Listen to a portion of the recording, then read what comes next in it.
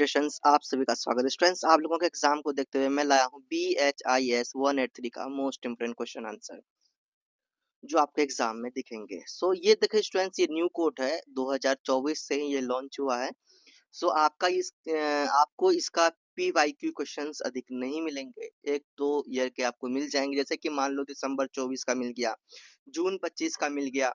अब आप खोजोगे दिसंबर का मिल जाए, खोजोगे 2022 का मिल जाए, दिसंबर 23 का मिल जाए, तो ये दिसंबर 23 22 ये सब का नहीं मिलने वाला, ठीक।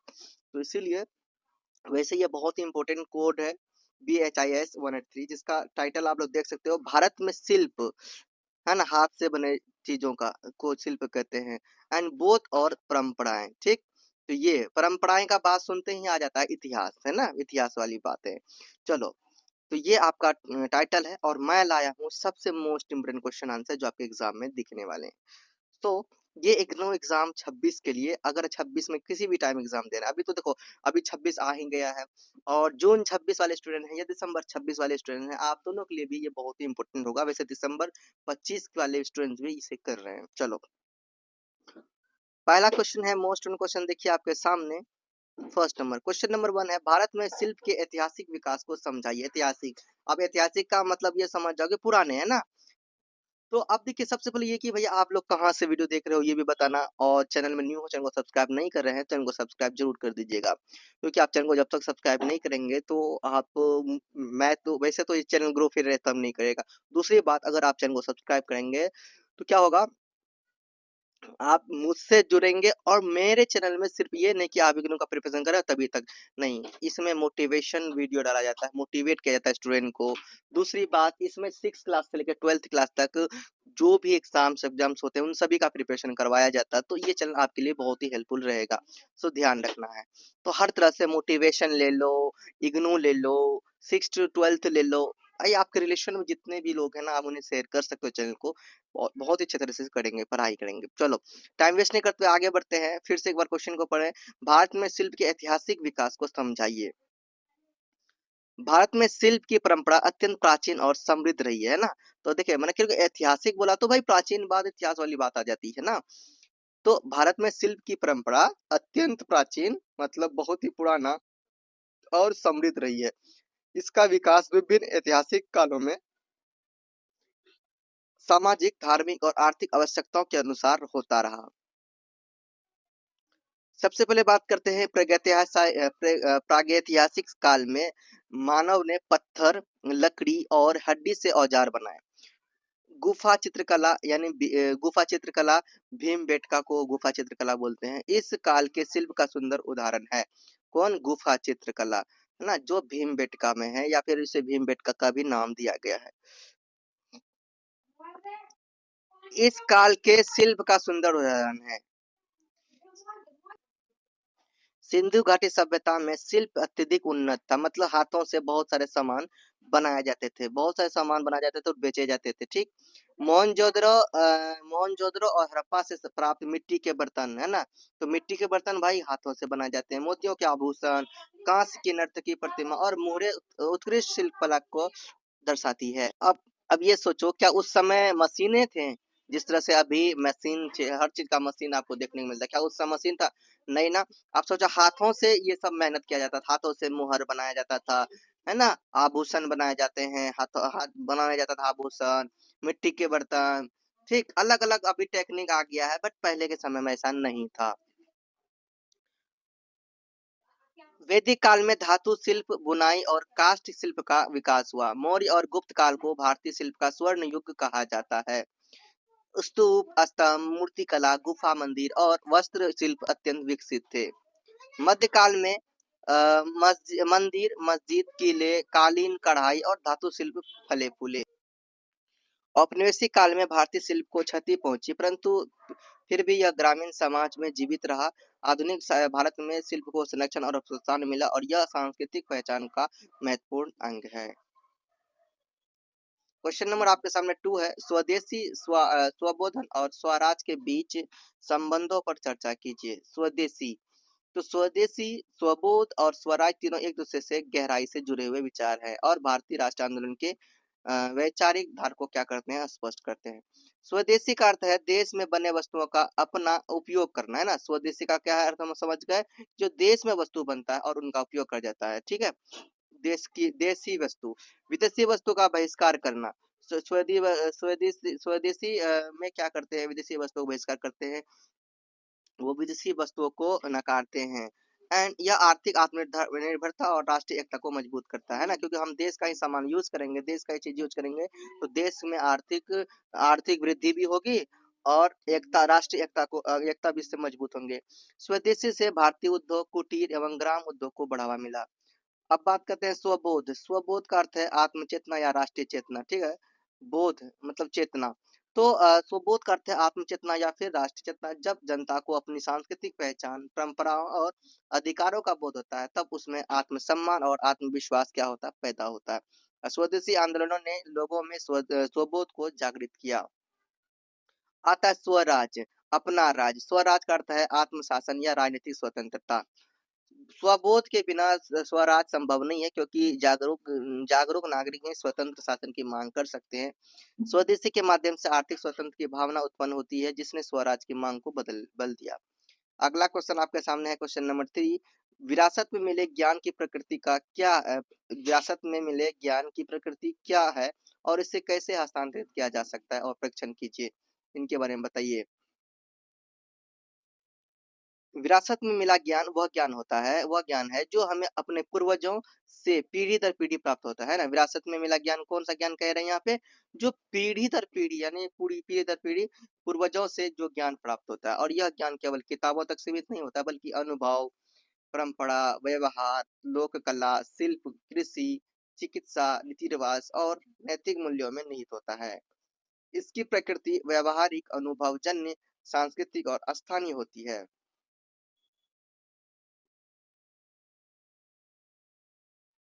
जो समाज की जरूरतों के अनुसार विकसित हुई होती है। यह ज्ञान मौखिक परंपरा, दैनिक जीवन के कार्यों और सामाजिक व्यवहार के माध्यम से आगे बढ़ता है।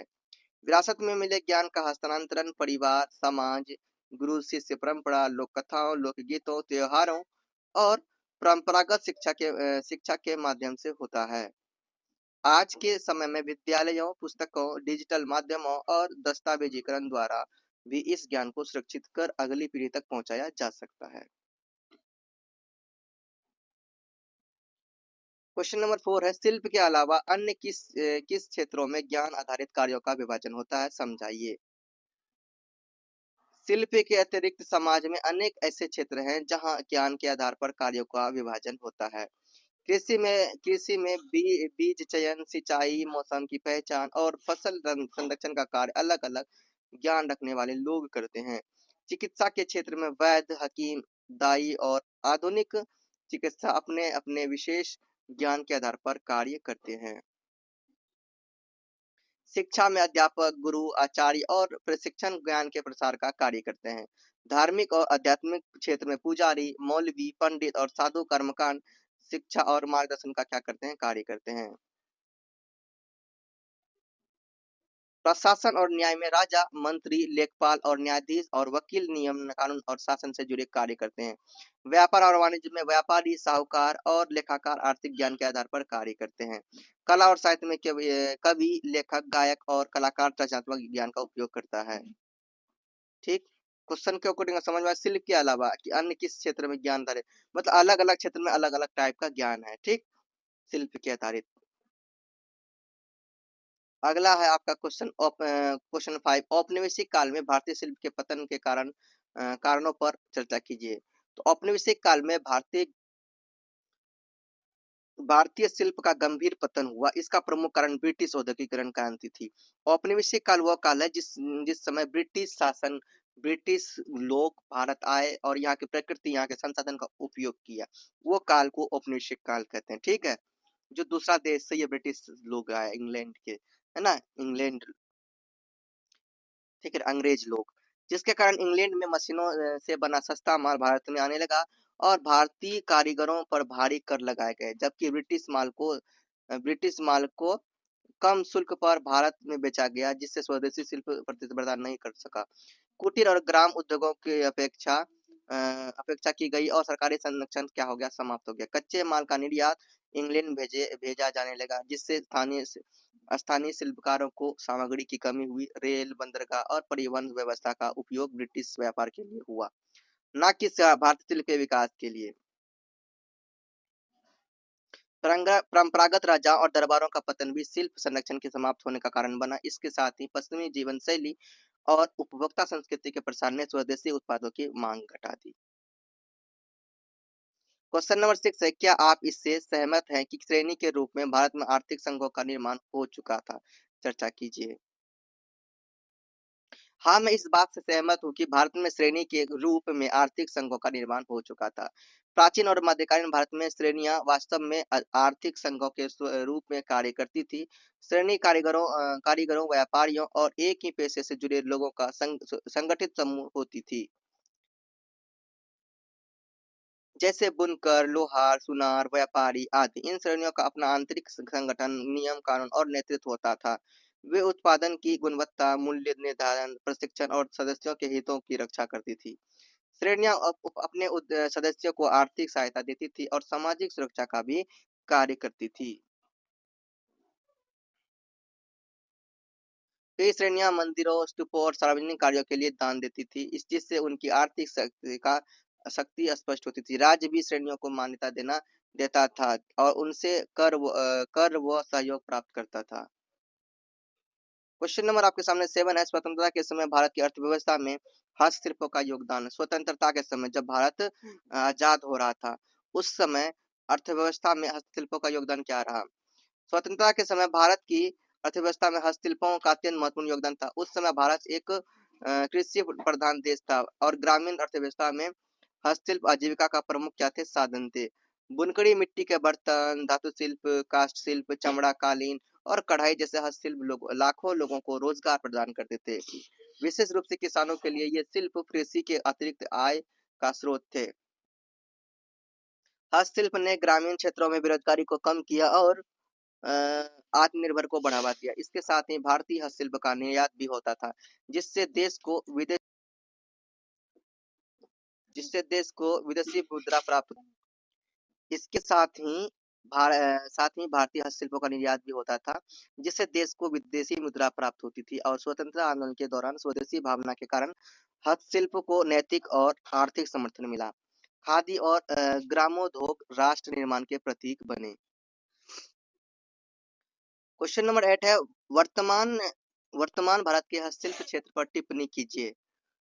वर्तमान भारत में हस्तशिल्प क्षेत्र, वर्तमान अभी के समय में भारत में हस्तशिल्प क्षेत्र देश की अर्थव्यवस्था और सांस्कृतिक पहचान का एक महत्वपूर्ण अंग है। तो ये क्या है? आज भी लाखों कारीगर ग्रामीण और अर्ध शहरी क्षेत्रों में हस्तशिल्प के माध्यम से आजीविका प्राप्त कर रहे हैं अभी भी। जैसे कि वस्त्र शिल्प बनाते हैं, मिट्टी कला, लकड़ी, धातु, बांस, जूट, कालीन और आभूषण जैसे अनेक हस्तशिल्प भारत की विविधता को दर्शाते हैं आज भी। सरकार द्वारा हस्तशिल्प विकास योजनाएं, प्रशिक्षण कार्यक्रम, शिल्प मेले और जीआई टैग जैसी पहले की जा रही है। ई कॉमर्स और वैश्विक बाजार के माध्यम से भारतीय हस्तशिल्प को नई पहचान मिल रही है। हालांकि मशीन निर्मित सस्ते माल बिचौलियों की भूमिका और कारीगरों की कम आय जैसी समस्या भी बनी हुई है। फिर भी नवाचार, नया विचार, डिजाइन विकास और प्लेटफॉर्म के कारण हस्तशिल्प क्षेत्र में नए अवसर उभर रहे हैं।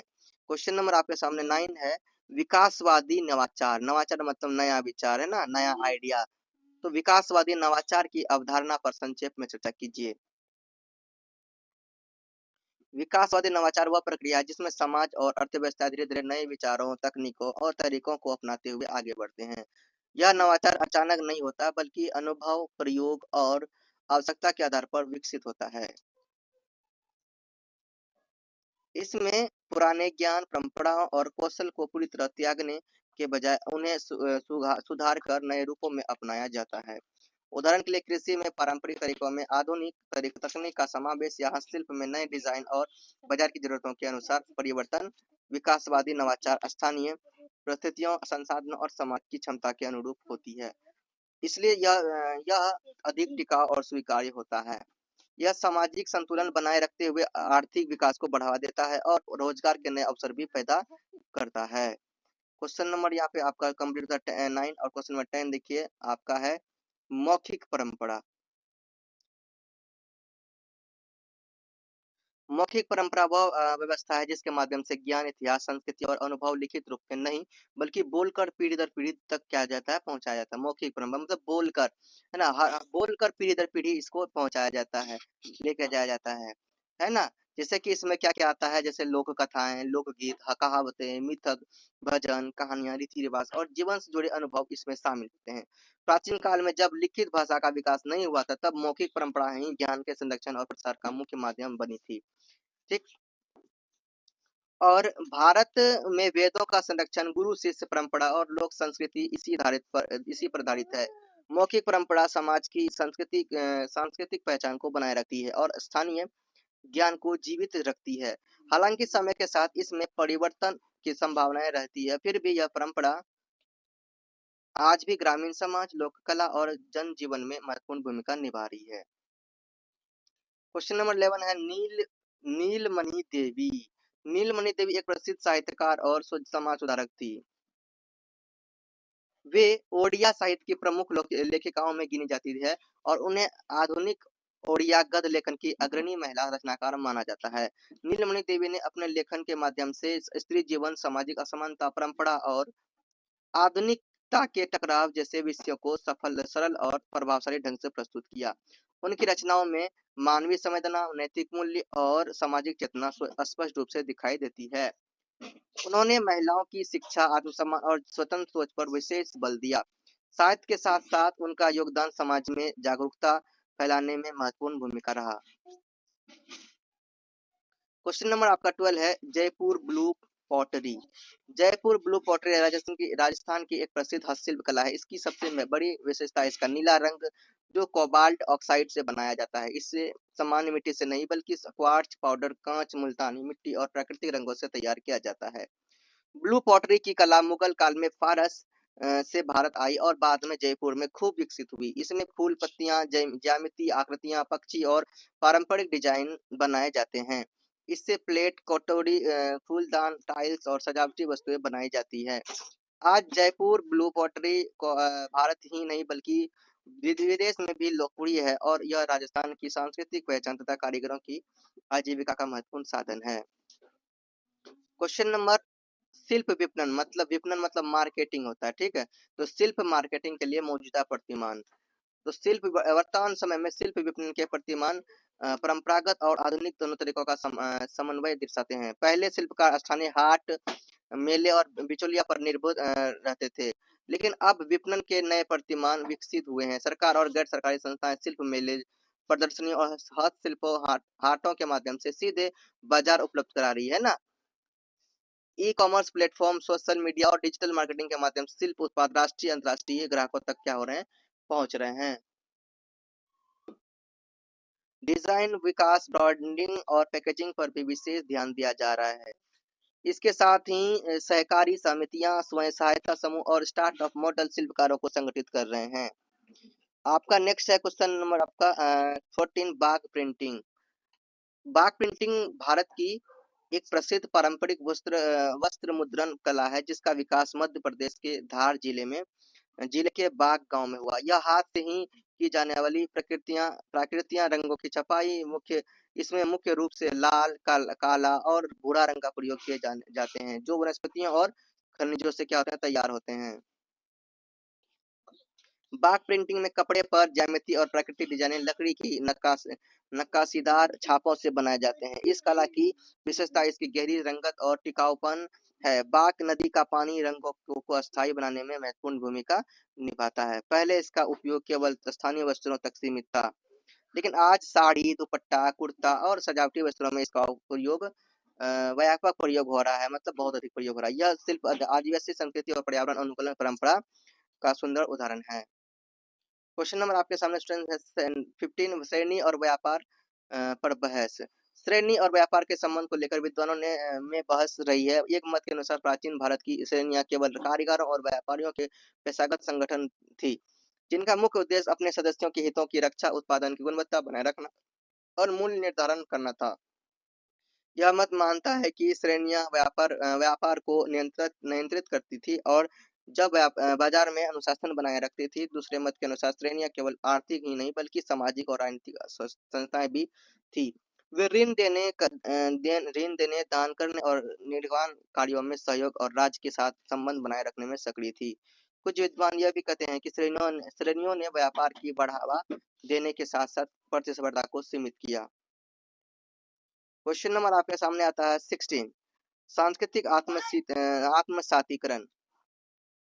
सांस्कृतिक आत्मसातीकरण एक ऐसी सामाजिक मनोवैज्ञानिक प्रक्रिया है जिसमें एक अल्पसंख्यक समूह या बाहरी संस्कृति के लोग धीरे धीरे अपनी विशिष्ट सांस्कृतिक पहचान, भाषा और रीति रिवाजों को त्याग कर समाज की मुख्य धारा या बहुसंख्यक संस्कृति में पूरी तरह विलीन हो जाते हैं। यह प्रक्रिया अक्सर मेल्टिंग पॉट की अवधारणा पर आधारित होती है, जहां विभिन्न सांस्कृतिक पृष्ठभूमि के लोग एक ही सांचे में ढल जाते हैं ताकि सामाजिक एकजुटता बनी रहे। इसमें शिक्षा, अंतरजातीय विवाह और आर्थिक अवसरों का बड़ा योगदान होता है, जिससे समय के साथ अल्पसंख्यक और बहुसंख्यक समूहों के बीच का सांस्कृतिक अंतर समाप्त हो जाता है। हालांकि यह प्रक्रिया कभी-कभी स्वैच्छिक होती है, तो कभी-कभी सामाजिक दबाव के कारण अनिवार्य हो जाती है, जिसके परिणाम स्वरूप मूल संस्कृति का अस्तित्व पूरी तरह समाप्त हो जाता है। उदाहरण के तौर पर जब प्रवासी किसी नए देश में जाकर अपनी मातृभूमि, भाषा और पुरानी परंपराएं छोड़कर पूरी तरह वहां की जीवन शैली अपना लेती है, तो उसे ही सांस्कृतिक आत्मसातीकरण कहा जाता है। अंडरस्टैंड। क्वेश्चन नंबर आपके सामने है 17। पश्चिम बंगाल की पट्ट चित्रकला।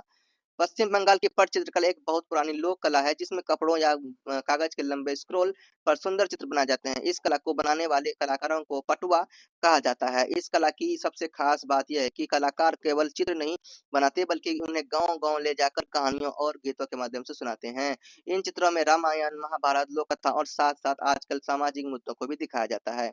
इनमें केवल प्राकृतिक रंग जैसे फूलों और पत्तियों के रस का इस्तेमाल होता है। आज भी पश्चिम मेदिनीपुर जैसे इलाके में यह कला बहुत मशहूर है। क्वेश्चन नंबर आपके सामने आता है 18। ग्राम ज्ञानपीठ। ग्राम ज्ञानपीठ एक ऐसा आधुनिक सूचना केंद्र है जो गांव में इंटरनेट और तकनीक के माध्यम से ज्ञान पहुंचाने का काम करता है।